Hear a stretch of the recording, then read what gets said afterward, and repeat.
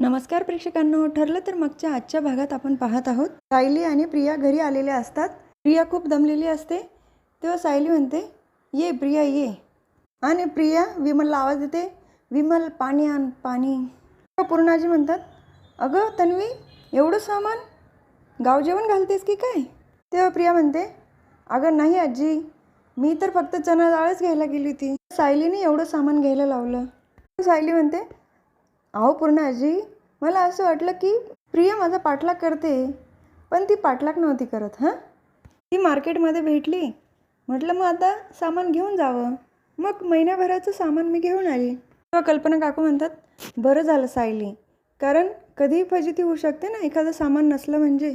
तर सायली म्हणते, बरं माझं थोडं काम आहे, मी बाहेर जाऊन आली. तेव्हा प्रिया म्हणते, आता तू कुठे चालली? तर पूर्णाजी म्हणतात, बाहेर जाणाऱ्या माणसाला असं टोकायचं नसतं. तुला आम्ही विचारतो का तू कुठे चालली ते? सायली तिथून निघून जाते. बाहेर आल्यानंतर अर्जुनला फोन करते. तेव्हा अर्जुन लोकेशन पाठवतो आणि ती रिक्षात बसून पाठवलेल्या लोकेशनवर जाते. अर्जुन सायली दोघं पण जानकीबाई पाटील विद्यालयात येऊन पोचतात. ते सगळे रेकॉर्ड बघितल्यानंतर त्यांना बबलीचा रेकॉर्ड भेटतो. तेव्हा सायली म्हणते, अहो फोटो बघा बबलीचा. तर त्यावर पत्ता आणि बाकीच्या मुलींची नावं सेम असतात. तर अर्जुन फोटो काढून घेतो फोनमध्ये. त्यानंतर ते तिथून निघतात. तर दुसरीकडे पूर्णाजी प्रियाला पोळ्या बनवायला शिकवणार असतात, पण त्याच वेळेला त्यांना माई मावशींकडे जावं लागतं. आणि प्रिया छान नकाशे तयार करत असते पोळ्यांचे. तेव्हा कल्पना काकू म्हणतात, अगं तन्वी, तुझं नशीब चांगलं आहे. पूर्ण आईंना बाहेर जावं लागलं माई मावशींकडे, नाहीतर त्यांनी इथे बसून तुझ्याकडनं पोळ्या व्यवस्थित करूनच घेतल्या असत्या. तर अर्जुन सायली कॅफेत आलेले असतात. दोघंही त्याच गोष्टीचा विचार करतात. प्रिया घरी आली त्या दिवसाचा, तिचे ब्लड रिपोर्ट वेगळेच आले. डॉक्टरांनी सांगितलेलं रविराज काका आणि प्रतिमा आत्यांची ही मुलगी असू शकत नाही. आणि नागराज काकांनी घातलेलं कोडं. दोघंही एकाच वेळेला म्हणतात, म्हणजे प्रिया?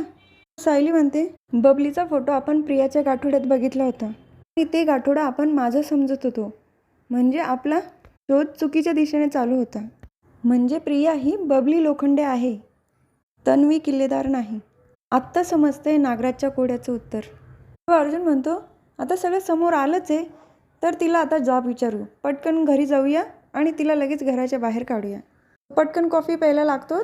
त्याला कॉफीचा चटका बसतो. तेव्हा सायली म्हणते, बघितलं ना, घाई केल्यानंतर काय होतं ते. म्हणून प्रियाबद्दलसुद्धा आपल्याला अजून पुरावे शोधावे लागणार आहे. एवढी घाई करून चालणार नाही. तर अर्जुनला पण सायलीचं म्हणणं पटतं. तो म्हणतो, ठीक आहे, लगेच घाई नको करायला. तू बोलते ते मला पटतंय. तेव्हा सायली म्हणते, बायकोचं नेहमी नवऱ्याने ऐकायचं असतं, कारण ती जे सांगते ते बरोबरच असतं. तर प्रिया किचनमध्ये असते. त्याच वेळेला अनोन नंबरवरून मैनाचा फोन येतो. प्रिया स्पीकर ऑन करून बोलत असते. त्यावेळेला तिकडून मैना म्हणते, अगं हॅलो बबली, मी तुझी आई बोलते. तर हे बोलणं कल्पना काकू आणि विमल पण ऐकतात. प्रिया पटकन फोन कानाला लावते. हॅलो, कोण बोलते? रॉंग नंबर आहे, मी नाही ओळखत त्यांना. कट करते. कल्पना काकूंना म्हणते, रॉंग नंबर होता, सध्या खूप रॉंग नंबर यायला लागले, मी आलीच. रूममध्ये निघून जाते. तर कल्पना काकू विमलला म्हणतात, अगं आवाज हा ओळखीचा वाटत होता ना, पण रॉंग नंबर म्हणून हिने कट का केला? तर सायलीला प्रतिमा आत्यांचा फोन येतो. अगं सायली, काही कामात आहे का? तेव्हा ती म्हणते, नाही प्रतिमा आत्या, बोला ना. अगं मला आहे ना, तन्वीबद्दल आपलेपणा वाटत नाही आहे. ती खरंच माझी मुलगी आहे का, असं मनामध्ये विचार येतो. असं वाटणं चुकीचं तर नाही ना? सायली म्हणते, नाही प्रतिमा आत्या, असं वाटू शकतं ना, कारण माझे पण आईवडील नाही का सदा आणि मैना बनून आले होते, तेव्हा मला पण वाटत होतं की हे माझे आईवडील नाही, आणि बघा ते नव्हतेच माझे आईवडील. तेव्हा प्रतिमा आत्या म्हणतात, मला असं वाटतं की आमचं नातं परत चांगलं होण्यासाठी मी आणि तन्वीने एकत्र वेळ घातला पाहिजे. असं तू काहीतरी कर की आम्ही जास्तीत जास्त वेळ बरोबर राहू शकू. तेव्हा सायली हो म्हणते. ठीक आहे, मी लवकरात लवकर काहीतरी करते जेणेकरून तुम्हाला आणि प्रियाला जास्तीत जास्त वेळ एकत्र घालवता येईल. त्यानंतर अर्जुनला चैतन्याचा फोन येतो. अर्जुनच्या क्लायंटला अटक झालेली असते, त्यामुळे तो पोलीस स्टेशनमध्ये जायला निघतो. त्यानंतर सायली अर्जुन दोघेही तिथून निघतात. तर प्रियाने मैनाला फोन केलेला असतो आणि खूप भडकलेली असते. तुम्ही अनोन नंबरवरून फोन का केला? मी स्पीकर ऑन करून बोलत होती आणि ते बोलणं कल्पना आणि त्या विमलने ऐकलं. मैना म्हणते, अगं आमचे पैसे संपले ना, माझा बॅलन्स संपला, त्यामुळे मी शेजारच्या वहिनींकडनं फोन घेतला आणि तुला केला. पैसे पैसे. तेव्हा प्रिया म्हणते, हो हो कळलं. जेव्हा पैसे संपतात ना तेव्हाच तुम्हाला माझी आठवण येते. पण लक्षात ठेवायचं, सायली आणि अर्जुन कोणी जरी आलं मला कॉल करायचा नाही, फक्त मेसेज करायचा. तर महिना म्हणते, अगं ते पैशाचं थोडं बघ ना. तर प्रिया पैसे टाकायला तयार होते. तर दुसरीकडे अस्मिता मेडिटेशन करत असते आणि सचिनचं वॉलेट सापडत नाही. त्यामुळे तो तिला सारखं डिस्टर्ब करतो. अगं अस्मी ऐक ना, कुठे ठेवले का तू? अस्मिता इशारा करून सांगते कपाटामध्ये ठेवलं आहे. तो कपाटात बघतो पण त्याला काही सापडत नाही. तरी पण तो तिला आवाज देतच राहतो. तर अस्मिता उठते आणि त्याला काढून देते. काय चाललं होतं सचिन? 5 मिनटं थांबू शकत नाही का? सचिन म्हणतो, तुला तर माहिती आहे ना माझी परिस्थिती कशी आहे सध्या. थोडेफार जरी पैसे असले आणि ते असे सापडत नसले ना तर खूप बेचैन होतो मी. तर अस्मिता तिचं क्रेडिट कार्ड त्याला काढून देते. तुला हवे तेवढी यातनं खर्च कर. त्याला तर काय तेवढंच पाहिजे असतं ना. तर तो अस्मिताला जवळ घेतो. त्याच वेळेला साक्षीचा कॉल येत असतो त्याला, पण तो काही रिसीव करत नाही. मनातच म्हणतो, जी माझा पैशाचं सोय करेल तिलाच मी माझा वेळ देईल, म्हणून मी आत्ता माझ्या बायकोला वेळ देणार आहे. तर अर्जुन पोलीस स्टेशनमध्ये आलेला असतो. त्याच वेळेला तिथे नागराज भेटतो आणि ते म्हणतात, मला माहिती आहे अर्जुन, तू मला भेटण्यासाठीच इथे येतो ना. तेव्हा अर्जुन म्हणतो, तू विसरतोय नागराज, मी एक ॲडव्होकेट आहे आणि यामुळे माझा जेल पोलीस स्टेशन या गोष्टींशी संबंध येतोच. तर नागराज काका म्हणतात, मी घातलेल्या कोड्याचं उत्तर शोधलं का नाही अजून? नसेलच शोधलं. तेव्हा अर्जुन म्हणतो, आमचं आम्ही बघून घेऊ, तुझ्यापर्यंत येणार नाही. चैतन्य आणि अर्जुन तिथून निघून जातात. तर नागराज काकांना वाटतं, हा एवढं कॉन्फिडंटली का बोलत होता, याला याच्या प्रश्नाचं उत्तर मिळालं की काय. तर तिथे महिपत शिकरे पण आलेले असतात सही करण्यासाठी. त्यांना बघून नागराज काकांना वाटतं की महिपतनी तर तोंड उघडलं नसेल ना, सत्य सगळं सांगितलं नसेल, म्हणून हा अर्जुन असा बोलला का.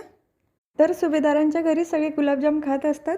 सायली अस्मिताला म्हणते, अस्मिता ताई, तुम्ही बाळाचं नाव काही विचार केला आहे का नाही अजून? तेव्हा अस्मिता म्हणते, हो मला 4 नावं आवडतात, पण तुम्हाला कोणाला काही सजेशन द्यायचं असेल तर तुम्ही सांगा. हां, आधी मला तुमचे नावं ऐकायचे, त्यानंतर मी माझं सांगेल. तेव्हा अश्विन म्हणतो, अस्मिताई तू ठेवणार आहे बाळाचं नाव? असं नको व्हायला की तोच तुला परत नावं ठेवेल. तर अर्जुन पण तिची खिल्ली उडवतो. खरंच अस्मिताई, काय होईल माहिती आहे का, ते बाळ आहे ना तुलाच म्हणेल की माझी आई तर काही काम करतच नाही, किती आळशी आहे, मी रडलो तरी पण उठत नाही. तर अस्मिता चिडते, ए बघा हां असं बोलत तर मी निघून जाईल. तर सायली सचिनला विचारते, सचिन भाऊजी तुम्ही पण काही नावं सुचवली असतील ना. तेव्हा सचिन म्हणतो, नाही मी अजून असं काही विचार केला नाही. तर अस्मिता म्हणते, अरे सचिन, सगळेच आईवडील नाव सुचवतात, पण तू अजून का नाही काही सुचवलं. तेव्हा सचिन म्हणतो, तुला काय करायचं ते कर, मी आहे रूममध्ये. तिथून निघून जातो. तर सगळ्यांना धक्का बसतो सचिनचं असं वागणं बघून. तर अस्मिता त्याची बाजू सावरण्याचा प्रयत्न करते. थोडं टेन्शन आहे ना त्याला, त्यामुळे तो असा बोलला असतो. तेव्हा अर्जुन सायलीला म्हणतो, तुझं बरोबर होतं बायको, आपण थोडं सचिनशी नीट वागायला लागलो. त्याने त्याचे रंग दाखवायला सुरुवात केली आणि लवकरच अस्मिताईला पण हे लक्षात येईल. तर प्रियाला नागराज काकांचा फोन येतो. तिथून ती निघून जाते. तेव्हा प्रिया म्हणते, तुम्हाला किती वेळ सांगितलं आहे तुम्ही फोन करत जाऊ नका. तर नागराज काका म्हणतात, तुला मी सावध करायला फोन केला आहे. अर्जुन आला होता इथे आणि त्याच्या नजरेमध्ये मला कॉन्फिडन्स दिसला की तुझ्याबद्दल काहीतरी त्याला पुरावा भेटला, तो बॉम्ब तो लवकरच फोडेल. ऐकल्यानंतर तर प्रियाला खूप टेन्शन येतं. तर हा भाग इथेच संपतो. पुढील भागात बघायला मिळतं की सचिन आणि साक्षी कॅफेत आलेले असतात. त्याच वेळेला तिथं सायली पण असते. सायलीचं लक्ष दोघांकडे जातं तेव्हा ती दोघांचाही फोटो काढून घेते. म्हणजे साक्षी शिकरे जिवंत आहे आणि ती सचिन भाऊजी बरोबर काय करते, म्हणजे यांच्या आयुष्यामध्ये जी मुलगी आहे ती साक्षी शिकरे आहे. त्याच वेळेला सचिनचं आणि साक्षीचं लक्ष सायलीकडे जातं. त्यामुळे तर असं लक्षात येतं आहे उद्या खूप मोठा धमाका होणार आहे. तेव्हा उद्या पुन्हा भेटूया. ठरलं तर मागच्या पुढच्या व्हिडिओमध्ये. माझ्या व्हिडिओला लाईक शेअर सबस्क्राईब करा. तोपर्यंत ta-ta bye and take care.